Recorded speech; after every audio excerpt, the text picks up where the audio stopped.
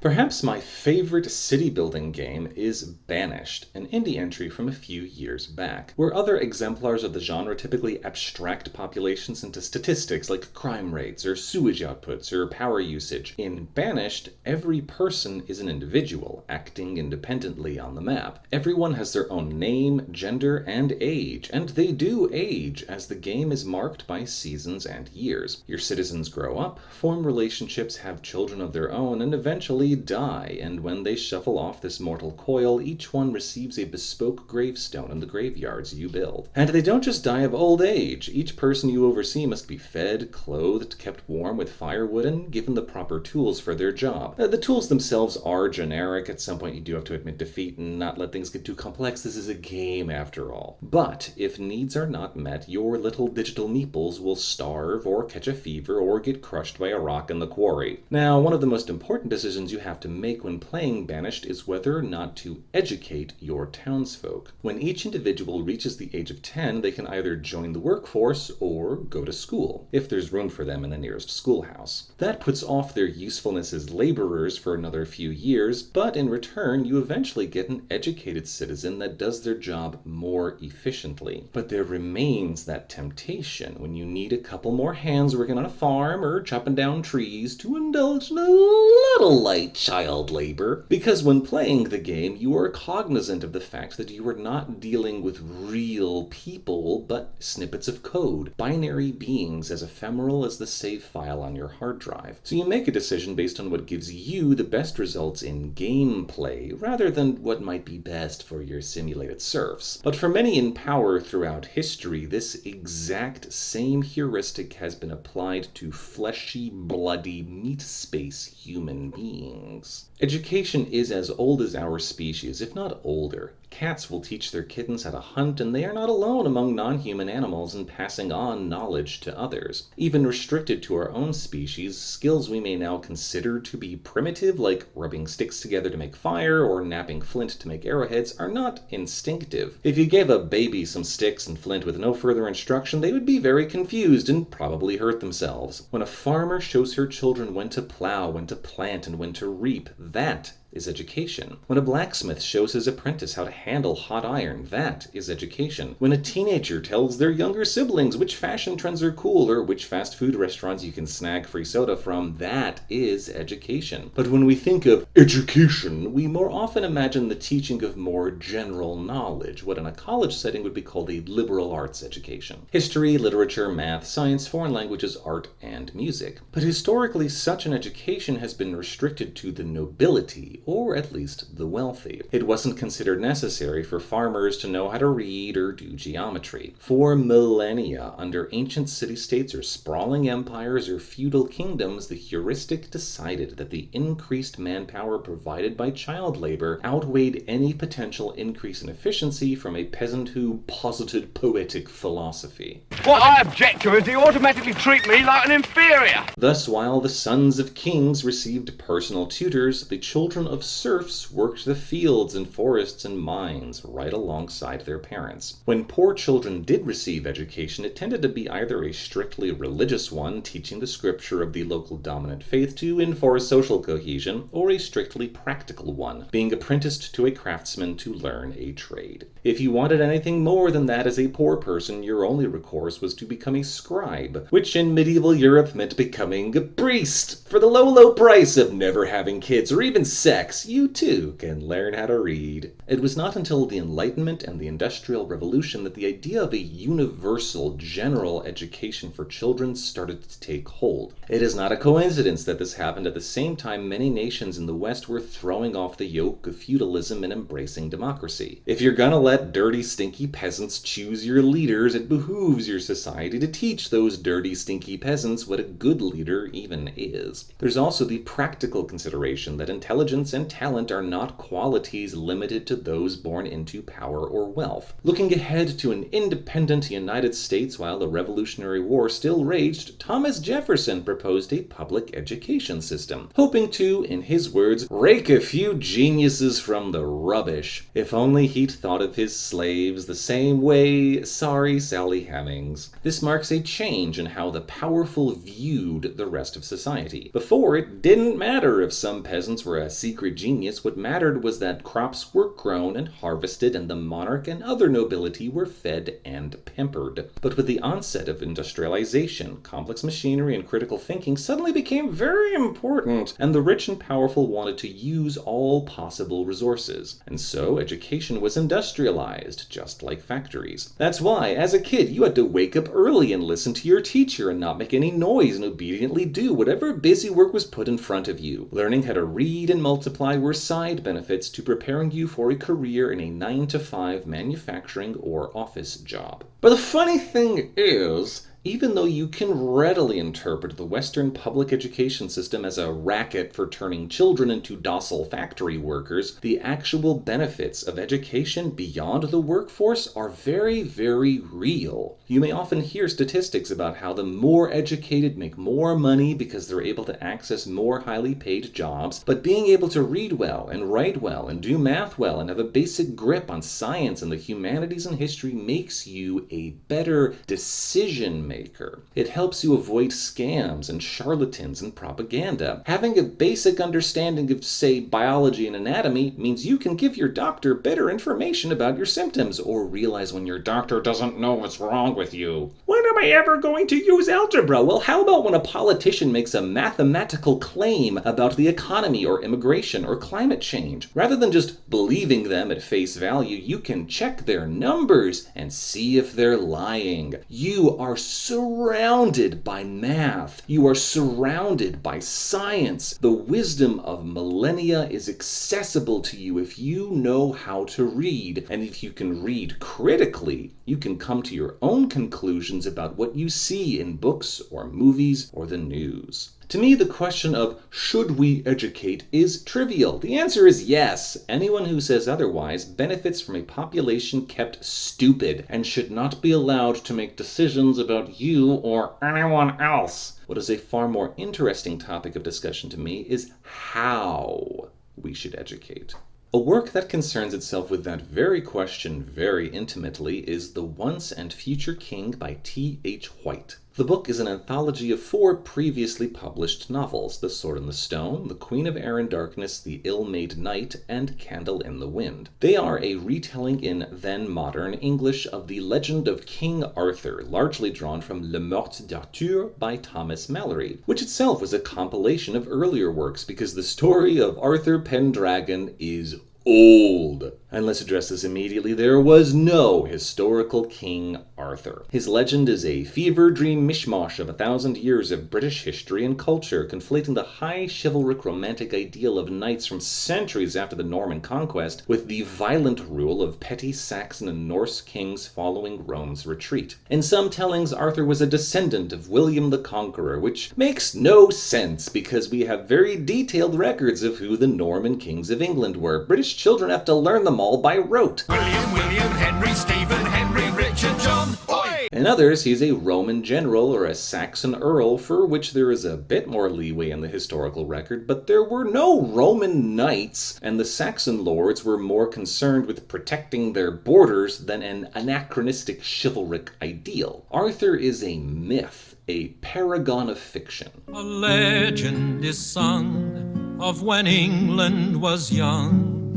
A propagandistic hearkening back to an imagined past in order to push an idea of virtuous nobility, both for the peasants to believe in and for the nobility to try their best to adhere to. And knights were brave and bold.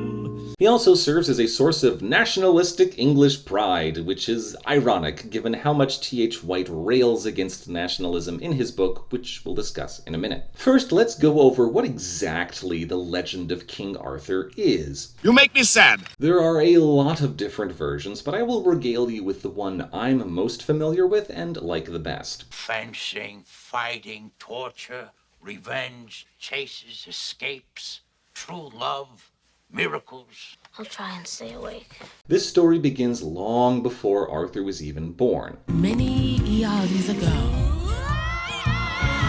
With Vortigern, the last pagan king of England. In order to secure his power, he wanted to build a castle atop a high hill, but every time he got about halfway through construction, it all came crumbling down. He asked his soothsayers what was happening, and they told him to find a boy with no mortal father and spill his blood upon the hillside. After some searching, he finds Merlin, the wizard, who has visions and can see the future. Merlin informs Vortigern that his soothsayers are wrong, that killing him will not let the castle be built because within the hill 2 dragons are fighting, one white, one red. Vortigern, whose sigil is a white dragon, asks which one wins, and Merlin replies that it will be the red one, which happens to be the sigil of Vortigern's chief rival, Uther Pendragon. They fight, and Uther wins, but he soon goes mad with power and decides to take Igraine, the Duchess of Cornwall, who is already married, as his wife. Merlin, knowing that Uther's son will unify Britain in a golden age, helps Uther by disguising him as the Duke of Cornwall, letting him rape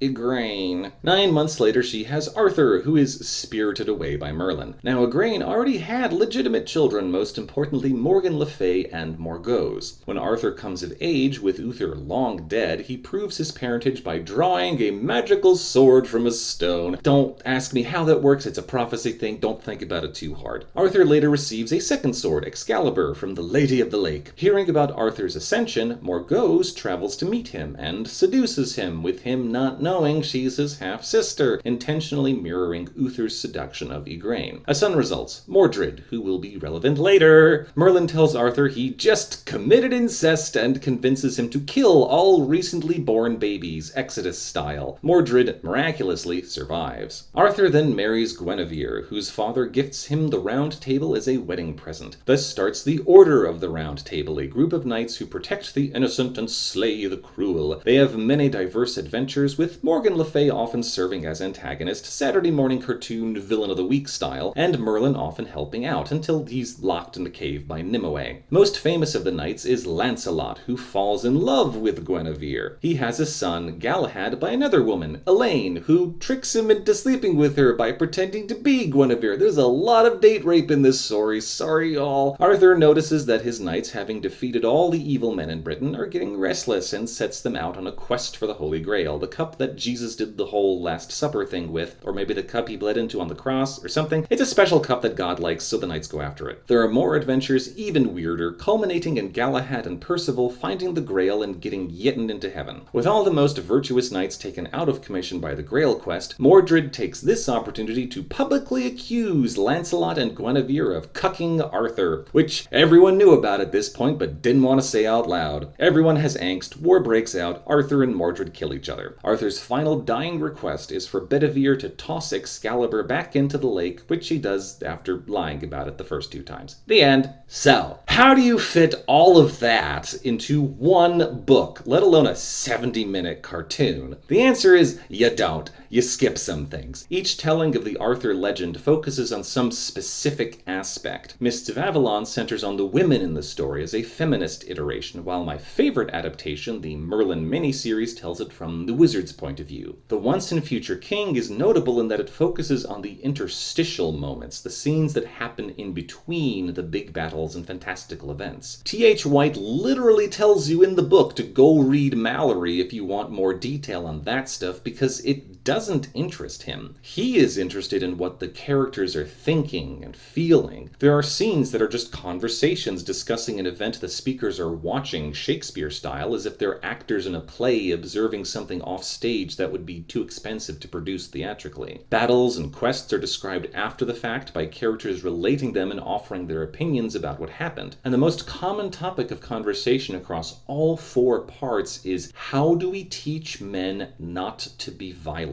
Well, said Merlin, what is all this chivalry anyway? It simply means being rich enough to have a castle and a suit of armor, and then when you have them, you make the Saxon people do what you like.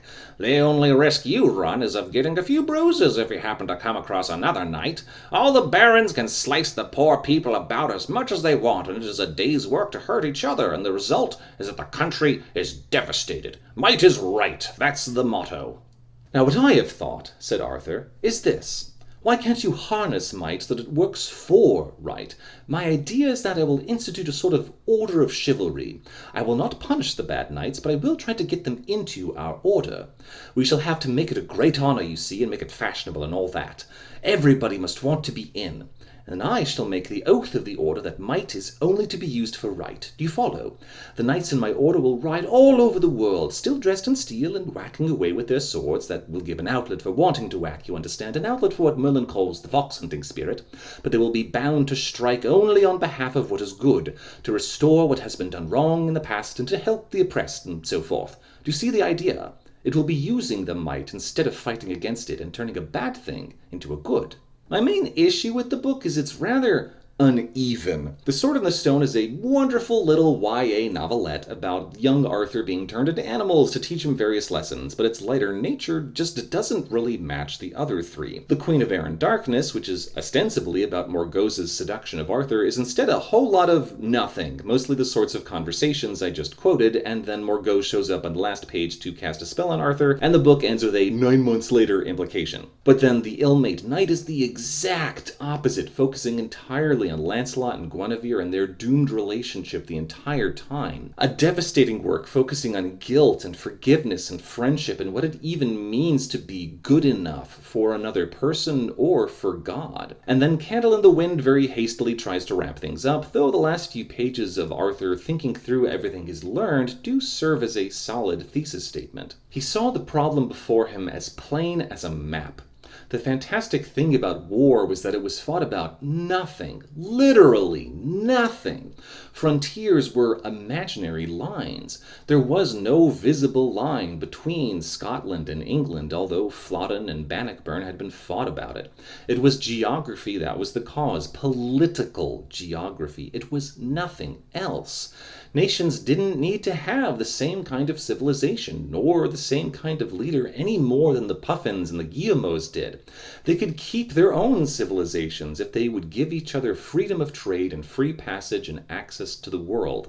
Countries would have to become counties, but counties which could keep their own culture and local laws. The imaginary lines on the Earth's surface only needed to be unimagined. The airborne birds skipped them by nature. How mad the frontiers would seem to man if he could learn to fly. The other thing that caught me off guard while reading was how much casual racism is just embedded throughout the text. From that last passage I quoted, I excised a clause about Eskimos and Hottentots because I thought the outdated ethnic near slurs would have just been distracting, because they were to me. There are multiple times when the N-word, yes, that N-word, is used to describe someone of African origin, and T.H. White will say Indian style instead of single file, and it's just so jarring. The author will also go on screeds about how the Irish and Scots and Welsh are a lesser race who need to be civilized, and how the barons rebelling against Arthur are just like the IRA and its very white man's burden, which we will discuss next time with the Jungle Book. Less cringeworthy is when he'll try to relate something about knights and chivalry to cricket, the British sport, or more specifically cricket players from the middle of the 20th century.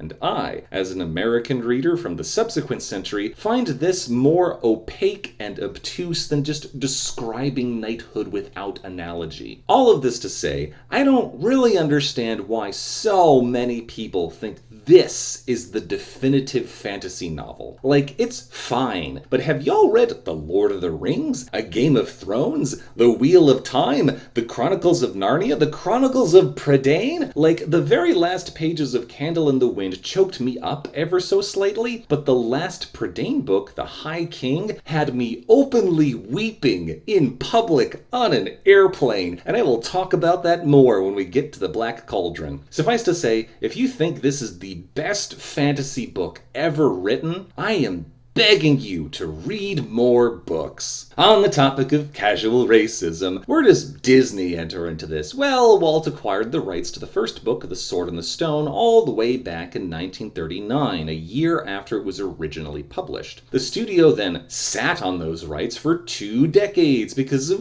World War II and all that jazz, by which point the other 3 books had already been compiled together with the first into the single volume of The Once and Future King. It had even gotten a stage adaptation in Lerner and Loewe's Camelot, which is similarly fine. And from now on, I intend to pray to someone else instead. Walt saw it on Broadway and decided it was about time he used those film rights he'd been squatting on. At that time, his animators had been in pre-production on both The Sword and the Stone, as well as a contemporary retelling of Chanticleer, the rooster who thinks his crowing makes the sun rise. The animators were all real keen on animating chickens and suits, but Walt felt that a cocky cock did not an appealing protagonist make, and told them to work on the film about the kid who gets turned into animals. A different sort of furry. We'll touch on that failed concept more when we get to Robin Hood, but I'll just briefly note that Don Bluth was one of the animators working on the Chanticleer project, and when he later left the studio, he eventually made his own version. With blackjack and hookers! It didn't do great. Just like with 101 Dalmatians, Walt gave The Sword and the Stone to Bill Peet to develop the story for, and we can once again be thankful that he excised all the unnecessary casual racism. However, anyone who has both seen the finished film and read The Once and Future King will notice a few differences. When I first read it, I was wondering if Pete had invented Madame Mim, because she's nowhere in The Once and Future King. Is she meant to be a more comical take on Morgan Le Fay? What's the deal here? Upon further investigation, I discovered that The Sword and the Stone was heavily edited when it was republished in the larger volume. Thanks to the Internet Archive, I was able to read the original version, which is first off full of way more casual racism, to the point it kind of stops being casual. At one point, aided by Robin Hood and Maid Marian for some reason, Arthur and Kay have to fight a band of cannibals who are called, among other things, pygmies and Ethiopians, and Kay gets to bring home the head of a Scythian he killed. It's all super yikes, and when T.H. White revised it for republication, that whole incident got turned into rescuing a couple prisoners from Morgan Le Fay hiding in a castle made of food. But a few parts were also just cut entirely, and one of those was Arthur and Kay getting caught by Madame Mim, and she has a wizard's duel with Merlin and everything. It's kind of wild that by the time Disney got around to making a film version of The Sword and the Stone, the book had been changed so much by its original author that someone who had only read the revised version might think Disney had made an unfaithful adaptation. However, despite being more faithful than people might realize, Pete ended up making an enemy of the animators by not pushing for Chanticleer, which they had wanted to work on. The Sword and the Stone would be his final credited work with Disney. He left during the production of The Jungle Book after a particularly intractable argument with Walt, and switched to writing children's books. The Sword and the Stone also marked the first time a Disney film was helmed by a single director, Woolley Reitherman. He would go on to direct canon entries all the way into the Dark Age, and he kind of stepped up as the leading creative voice at the studio after Walt's death, which we'll discuss more next time. Now let's get something out of the way that you will soon be noticing. As I mentioned in the 101 Dalmatians video, after Sleeping Beauty bombed at the box office, the Disney studio abandoned widescreen. All the scratchies were originally made in a 4:3 ratio called the Academy ratio. However, given that most home TVs and computer monitors today are in the wider 16:9 ratio, all current home video releases of The Sword and the Stone have been cropped. In addition, the version of the film that I am getting clips from, the Blu-ray version, has for some ungodly reason had a weird smudging filter imposed on it. It looks like a poorly coded AI upscaling, and it's awful. Thankfully, the version available on Amazon, and reportedly Disney Plus as well, does not have this smearing effect, though it is still cropped. If you care about the preservation of film, please go yell at Disney to give us a proper release of The Sword and the Stone. With that mentioned, where the book opens with a literal class schedule, the film instead begins with the titular rock-embedded blade. Whoso pulleth out this sword of this stone and anvil is rightwise king. Planting the premise of the climax immediately, and also informing us that these are the dark ages of barbarity and violence. Now, the historical idea of a dark age following the fall of the Western Roman Empire has not really survived scrutiny, but it is important for the central theme of this film, so I can excuse it. Just like Merlin telling Arthur, the world isn't flat. They been new, Merlin. They been new. There was no shadow at Syene, and a very substantial shadow at Alexandria. The only answer was that the surface of the earth is curved. We are also shown that the visual style of this film is almost a blending of the previous two films. There was no going back from xerography, and the characters are just as distinctively scratchy here, but the backgrounds are a bit more lush. There's a lot less of the superimposed xerographed lines that we saw in 101 Dalmatians. It gives this film a very distinctive look, particularly with several scenes being dominated by very unnatural color palettes. The first thing we see after the introduction is Merlin drawing a bucket of water out of a well and bitching about how awful medieval Europe was. One big medieval mess.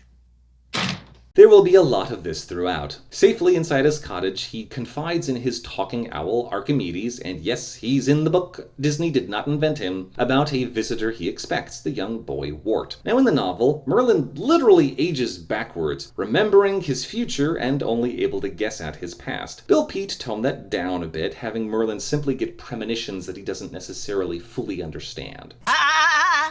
Everything, Merlin? What he does get right is that a young boy will come to visit. I figured the exact place. And now's as good a time as any to talk about our main voice actors. Merlin is voiced by Carl Swenson. I happen to be a wizard. Who perfectly balances the crotchetiness of age with a simmering inner youth and joie de vivre. But you watch now, you like this. Archimedes is tackled by Junius Matthews, another fantastic character actor. Pin feathers and golly fluff. Who ensures our talking owl is a full character in his own right and not just a glorified sidekick. Boy. I see no boy. Arthur, meanwhile, is kind of a mess. Originally, child actor Ricky Sorensen was cast to play him, but during production he got hit with the puberty stick real hard and his deepened voice was no longer suitable. So Wooly Reitherman brought in his own sons to finish the job. The result is a patchy performance where Wart's voice changes not just from scene to scene, but sometimes line to line. Oh, Archimedes, I wish Merlin was here. Though, given that Sorensen basically retired from acting after this, and the Reitherman children didn't do much acting themselves, I could not begin to tell you who said which line. While Arthur's changing voice is very noticeable, it's also kind of endearing. Somehow it works. At any rate, this little introduction scene is very well done, and a prime example of this film's humor and style. You can't grow up without a decent education, you know. Because this is a genuinely funny movie. No, manners. Guests first, you know that. This scene is honestly a masterclass in character introduction, as it tells us everything we need to know about our three leads, from Merlin's intelligence and obliviousness. When? Blast it all, when? Impudent piece of crockery. To Arthur's eagerness and naivete. Yes. I'm trained to be a squire. To Archimedes' misanthropy that hides a deep sense of duty and empathy. Sensitive? Huh? Who? What? This leads into our first real song of the picture, Hicketus Ficketus. Pockety, wockety, whack. Abber, The Sword in the Stone marks the first time the Sherman Brothers wrote the songs for a Disney animated film. They, along with returning composer George Bruns, define the sound of the scratchy era. It's jazzy, melodic, and just downright catchy.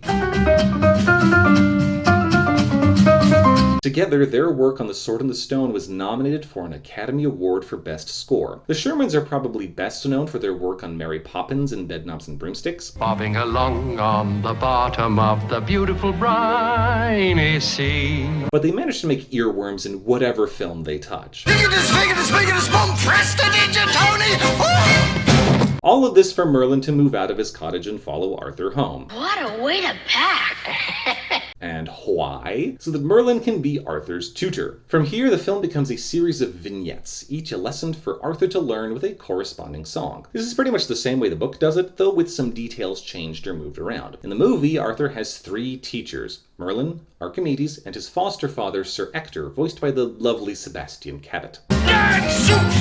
Whom we will hear more from as Bagheera in the Jungle Book. Each are differentiated both by what they think the purpose of education is and how they think their pupil should be taught. Sir Ector, Wart's first teacher, believes very firmly that his sons need to be educated, but in practical skills, which for his time and social class mostly means mounted combat. Loosen the saddle, knees in tight.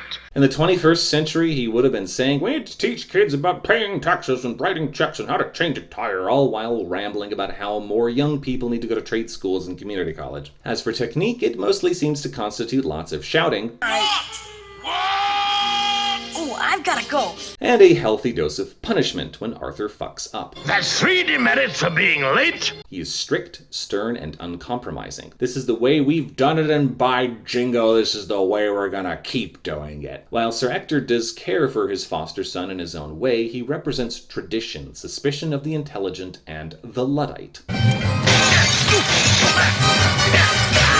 He has a very specific idea of how the world works, and he has no tolerance for deviation from that. And boy, that's the biggest fish story I ever heard. Meanwhile, Merlin and Archimedes are united in believing the purpose of education is to instill general knowledge and a love of learning. They both encourage Arthur to be curious about the world around him and to use your head, use your head. Where they differ is in how to get that education across. Merlin is so excited about cool shit that he wants to share with Arthur. Here, become a fish. Here, become a squirrel. Look at this, it's an airplane!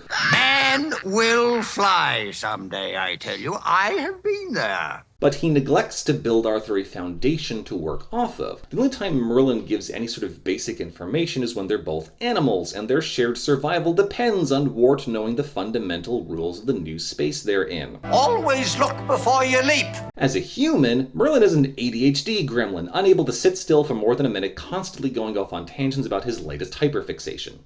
This, for instance, is a steam locomotive. Like, that's cool, Merlin, but unless you're prepared to start talking about the mechanics of engines and the physics of specific heat and phase transitions, this is not particularly helpful for Arthur. Archimedes, on the other hand, prefers to do things by the book. Literally. Now, to start off, I want you to read these books. In some ways, he's as much of a traditionalist as Sir Ector. Man has always learned from the past. But not in a Luddite way, more of a Chesterton's fence way. This being the thought exercise of, you come upon a fence, you don't see a good reason for it to be there, so you tear it down. And then foxes come and eat your chickens. The moral being, before you remove an existing structure, you need to understand why it exists in the first place. Archimedes is as much of an academic as Merlin, but he's a lot more concerned about babies getting thrown out with bathwater. You bungling blockhead!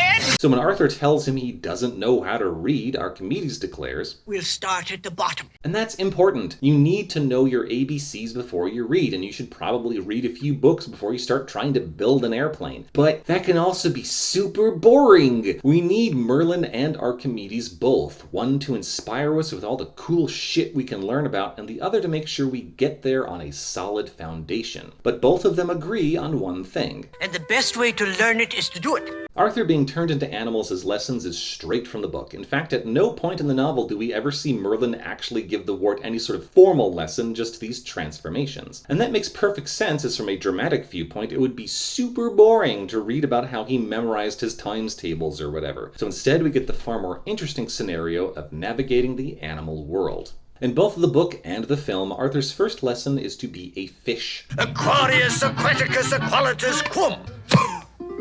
God, I love that sound effect. One of my favorites. Let's hear it again. Once safely in the waters of the moat, Arthur first must learn how to move as a fish. What's important is the fact that he now occupies a three-dimensional space. Somewhere between the ceiling and the floor. When your only form of movement is walking, you can only really go forward and back, left and right. Jumping only gets you so far. As a fish in water, you can truly go up and down. For every up, there is a down. For every square, there is a round? Yes. This gives you more opportunities for movement, but also more to think about. That's what makes the world go round. The real trial, though, is the pike. There is nothing, said the monarch, except the power which you pretend to seek. Power to grind and power to digest. Power to seek and power to find. Power to await and power to claim. All power and pitilessness springing from the nape of the neck. Love is a trick played on us by the forces of evolution. Pleasure is the bait laid down by the same. There is only power. Power is of the individual mind, but the mind's power is not enough.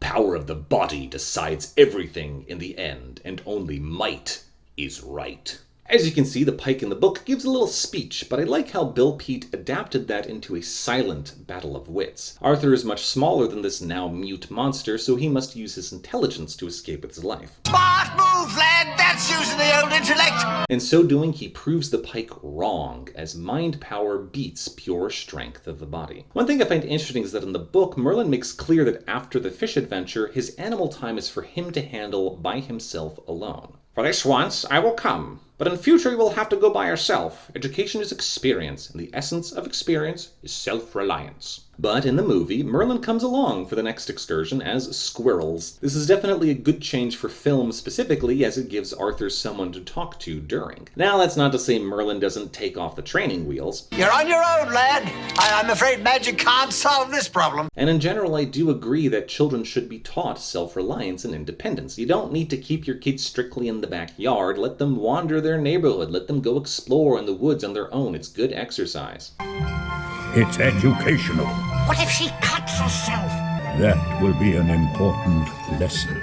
Of course, before they can excurse, Merlin has to get Wart out of his kitchen duties, being punishment from Sir Ector. Here we see the tug between two teachers, each with their own priorities. Remember in high school and college when every teacher or professor would assign homework as if their class was the only one you were taking? Sir Ector thinks of Arthur's time with Merlin as goofing off, playtime, nothing serious, and he certainly shouldn't be doing it during training. Merlin, meanwhile, has no consideration for the workload Sir Ector has put on Arthur, wanting the young boy to drop whatever he's doing and come along for a life lesson. Now, have you ever considered being a squirrel? This too is lifted directly from the book, where Merlin has nothing but contempt for what Sir Ector thinks is important. Tilting and horsemanship had 2 afternoons a week because they were the most important branches of a gentleman's education in those days.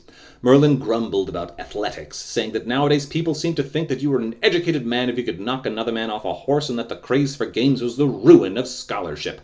Nobody got scholarships like they used to do when he was a boy, and all the public schools had been forced to lower their standards. But Sir Ector, who was an old tilting blue, said that the Battle of Crécy had been won upon the playing fields of Camelot. This made Merlin so furious that he gave Sir Ector rheumatism 2 nights running before he relented. The Wart rubbed his sore ear and sighed.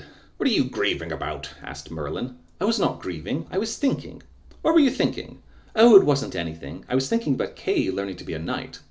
"And well may you grieve," exclaimed Merlin hotly. "A lot of brainless unicorns swearing about and calling themselves educated just because they can push each other off a horse with a bit of stick." One dummy trying to knock off another dummy with a bit of a stick. So how do we get out of dishwashing duty? Why, magic, of course! Don't you get any foolish ideas that magic will solve all your problems, because it won't. Well, Merlin is nothing if not a hypocrite. But I just love the dishwashing dance, the music, the movement. It's just charming, making you want to get up and dance with the dishes yourself. Rubbity, scrubbity, sweepity, flows. And now we get the iconic Squirrel Scene, which is pure Disney invention. The closest thing to it in the book is a scene where Arthur's turned into a goose, which was added for the revised edition and isn't included in the original version that Disney had the rights for. Information on the production of this film is a lot harder to come by than the previous few, but my personal guess is that Bill Peet read the revised edition and wanted to include the goose scene without breaking copyright. The book version has Wart joining a gaggle of geese for several days, and while there he learns that birds have no concept of war. There are no armies, no killing between geese, there are no boundaries, and no one owns anything except their own nest. And with all that openness, Arthur likes living among the geese more than any other animal. He gets to see what life would be like without soldiers, without castes, without cops or corporations, and he almost doesn't want to leave. Of course, Disney couldn't really give a pro-communist message, even an implicit one, certainly not while Walt was still alive. So instead, the Squirrel vignette teaches Arthur purely about the complexity of social interactions. And the result is a scene that is so well done that it was played at Frank Thomas's memorial service after he died. He was that proud of it. Now, in a modern lens, with full awareness of the Me Too movement, the female squirrels are flagrantly violating consent for laughs. See Pop Culture Detective's fantastic two-part series on that topic if you don't understand why that's a problem. However, while Merlin at first is almost egging this on, You're wasting time resisting. trying to get Arthur to solve his own problem, he soon gets a taste of his own medicine and realizes the joke isn't funny anymore once he's the butt of it. And that's what saves the scene for me. Yeah, it is played for laughs, but it's also made clear that this is a cultural misunderstanding. The squirrels have a different idea of what flirting is from humans. But a bear likes to say it with a slap.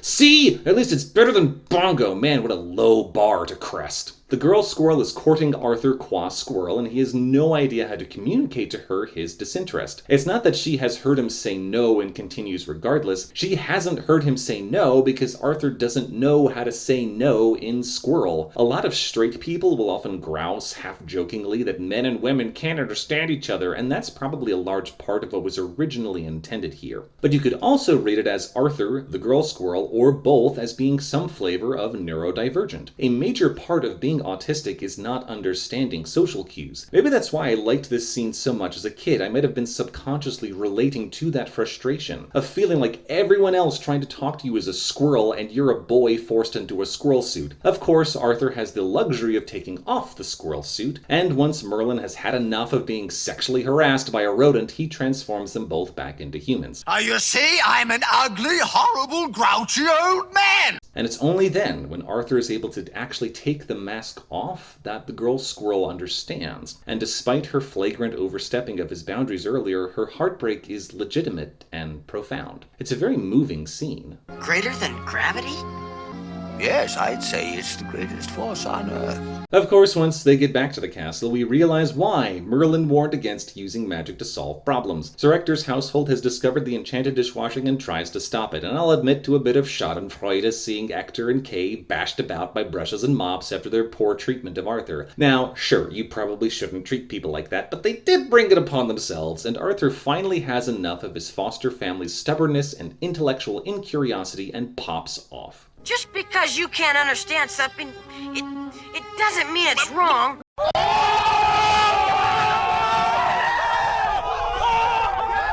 And this is the real lesson for Arthur. Not brains versus brawn, or how to keep a squirrel from kissing you, but having the courage to stand up to authority figures when they're wrong. You make all the rules and nobody else can say anything. You've said it plenty, boy. Education is about learning to think for yourself. Education is about realizing that people in charge don't know everything. Of course, Arthur has no power himself here, and Sir Ector responds by relieving him of being Kay's squire. For the crime of having an open mind and a beating heart, Arthur is punished. The best thing for being sad, replied Merlin, beginning to puff and blow, is to learn something. That is the only thing that never fails. You may grow old and trembling in your anatomies. You may lie awake at night listening to the disorder of your veins. You may miss your only love. You may see the world about you devastated by evil lunatics, or know your honor trampled in the sewers of baser minds. There's only one thing for it then, to learn. Learn why the world wags and what wags it. That is the only thing which the mind can never exhaust, never alienate, never be tortured by, never fear or distrust, and never dream of regretting. Learning is the thing for you. Sir Ector's punishment leaves Arthur with a lot of free time, and so he does just that. He learns. Of course, Merlin and Archimedes quickly get into a tiff over teaching style, as previously described, ending in the wizard angrily bequeathing his student to the owl. So from now on, he's your pupil. And so Arthur starts to work through the basics. First the A, and now the B, loop and around, and there's the C. But inevitably, Merlin gets distracted and wants to show off his cool toy, and Men'll fly all right. Just like a rock. here we get Ollie Johnston's favorite piece of his own animation, Archimedes laughing. Junius Matthews manages to sustain this for far longer than should have been possible without it ever feeling forced. Perfection. From here, Merlin decides to turn Arthur into a bird to let him experience flight, but Archimedes reminds the wizard whom he left in charge. If you don't mind, I happen to be a bird. And we're treated to the 1960s best attempt at the Banshee flight scene from Avatar. Despite the limitations of the time, it is gorgeous, watching the two of them soar over the flowers. Boy, you're a natural! But of course, down comes the hawk, chasing them into the forest where Arthur meets his final teacher, Madame Mim. Sounds like someone sick. How lovely. On a surface level, Madame Mim is purely a villain, an obstacle to be overcome, the end of semester exam for Arthur to show how much he's learned. Except Arthur pretty quickly loses to her, forcing Merlin to come in and save him. I think it's far more interesting to interpret Mim as an antagonistic teacher. While Sir Ector punishes Wart, he does so out of a perhaps misguided sense of duty and discipline. He still earnestly wants his foster son to learn the skills he needs to be a functioning adult. Mim, instead, is a bully. She's the teacher that's more interested in preserving her reputation as a hard-ass than in actually educating. I fail half my students. Well, maybe you should learn to be a better teacher. There are teachers who abuse their position of power to indulge in sadism and cruelty. There are professors who abuse their position of power to sexually harass their students. Mim is all of these things. She is quite literally a predator. I win! And yet, she's also a hell of a lot of fun. I can be you!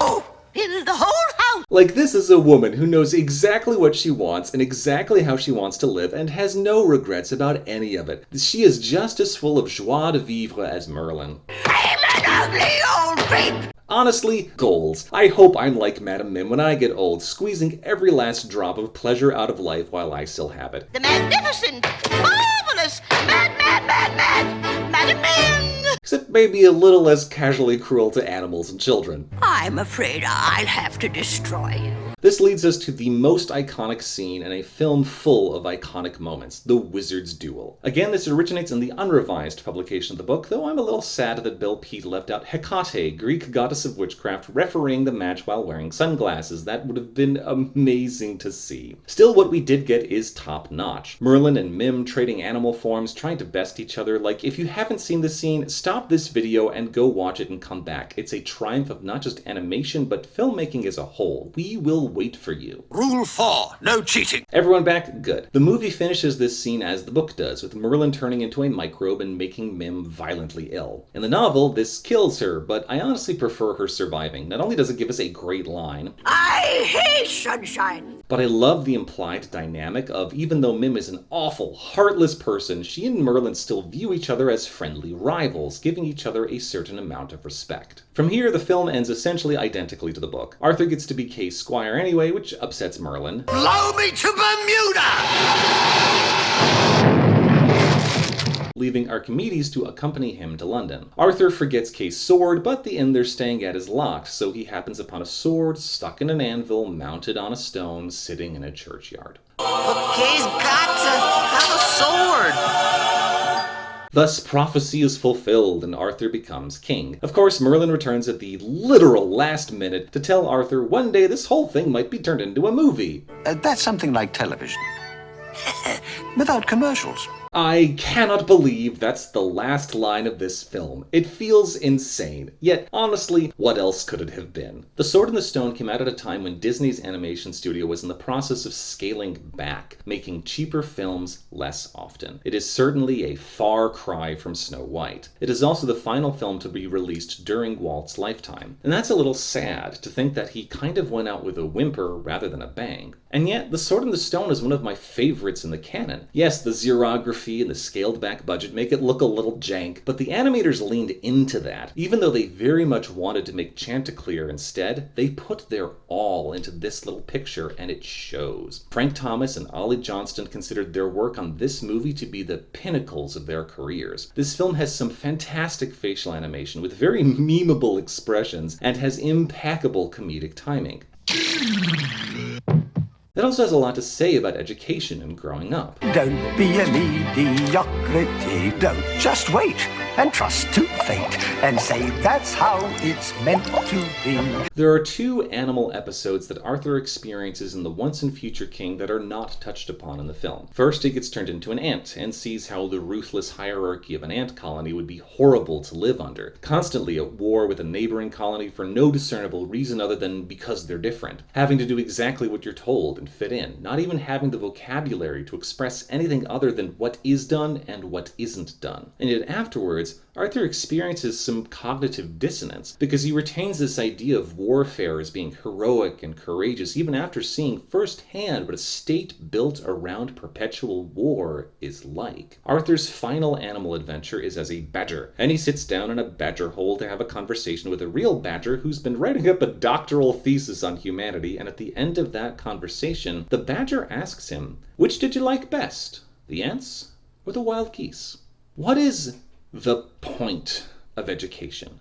Is this whole thing just to make obedient, unquestioning robots in suits who've memorized their times tables and can fill out an Excel spreadsheet that a guy in a fancier suit can make a few more dollars? I refuse to believe that. Maybe that's what the guys in fancy suits are wanting to get out of it, but to me, education is about teaching you to be the best person that you can be. Yes, part of that is learning facts. Knowledge and wisdom is the real power. But part of that is also learning decision-making skills. You use your head! And part of that is learning about other people. The YouTuber CGP Grey made an argument for individual AI tutors for children, similar to the premise of Neil Stephenson's The Diamond Age. But even if such a thing were feasible, ignoring the ethics of AI, which is a massive issue unto itself, how exactly would we scale something like that to literally all children? I would still prefer a public education system with large classroom settings. The reason why you spend 13 years with 20 to 30 other children learning together is because it teaches you empathy. You hear about the families and traditions of other children. You learn about other religions. You see different skin colors, different clothing styles. You hear different accents and different names. You subconsciously learn that our species is a varied and diverse one. That, right there, is the death of fascism. I grew up going to public school in a town with a higher than average minority population for New England, and throughout my K-12 career, I had many acquaintances and friends who were different genders, different races, different sexual orientations, different religious backgrounds, different economic backgrounds, different ethnic backgrounds. And whenever I learned about something like slavery or the Holocaust or Jim Crow or the Trail of Tears, I just could not wrap my mind around the idea that people would do something like that to each other. It was just such a foreign and uncomfortable concept to hate people because they looked different from you. In fact, the only people that I could really bring myself to hate were the ones whose hearts were filled with hate. The bullies, the racists, the misogynists. And if I had been homeschooled or even gone to a private or particularly religious school, I don't know if I would have turned out the same way. But that's not to say the current education system in the United States is perfect. Our teachers are overworked and underfunded, and class sizes are too big. In addition, students are often still taught in the rote factory style with the goal of preparing them to take standardized tests for eventual college admission. We need more teachers, we need more public school funding, and we need for curricula to properly emphasize critical thinking skills and student-independent thought. While Merlin is a singular tutor for a singular pupil, his lessons are not having Arthur memorize a bunch of equations and axioms. He puts Arthur into situations where he has to think critically to solve a problem. That's how we should educate. The point is not to give every kid their own personal tutor. The point is to teach children how to think for themselves. But again, the alternative to that should not be private schools or homeschooling, which is what the Republicans of our current presidential administration want to switch to. They want to get rid of the Department of Education entirely. Why? Because public schools are funded by taxes. And if there are no public schools, the rich don't have to pay taxes for them. And they can make more money by owning private schools. It's not about woke or DEI, which, by the way, are not problems, but that's a whole other video. It's not because colleges are sources of liberal propaganda. It's because of money. It always has been. And if public schools are shut down, poor families are not going to be able to afford private schools, and they're not going to have time to homeschool. Poor kids are simply going to have to go right into the workforce, just like in Banished. We have to fight this. We can fight this. Whether or not you have children of your own, if you care about education, go to your local Board of Education meeting. Vote in local elections to make sure people who actually care about the welfare and education of children are in charge of schools. Vote for propositions to better fund local schools. If you have the time, run for the Board of Education yourself. And if you really deeply care, consider becoming a teacher yourself. We certainly need more of them. Once I finish my thesis, I plan to teach college courses, both because I think it's the right thing to do and because it's what I love doing. And if even a single person has had their mind opened by one of my YouTube videos, then it will have been worth it. As always, I am deeply grateful to my Patreon patrons, particularly Gurgi85, Avery and their ADHDs, Jinx KB, Savannah Mighty Zebra, Tony Houst, JC Alexandre, Bewilder Eye, Jekko, CBL, and Daniel Osbjörnsen. This content is sponsored by viewers like you. It's only $5 a month, or 10 if you want me to say your name at the end here. I've also announced some patron stretch goals at which I will make some fun music videos. Either way, join me next time as we discuss what it means to be civilized with The Jungle Book.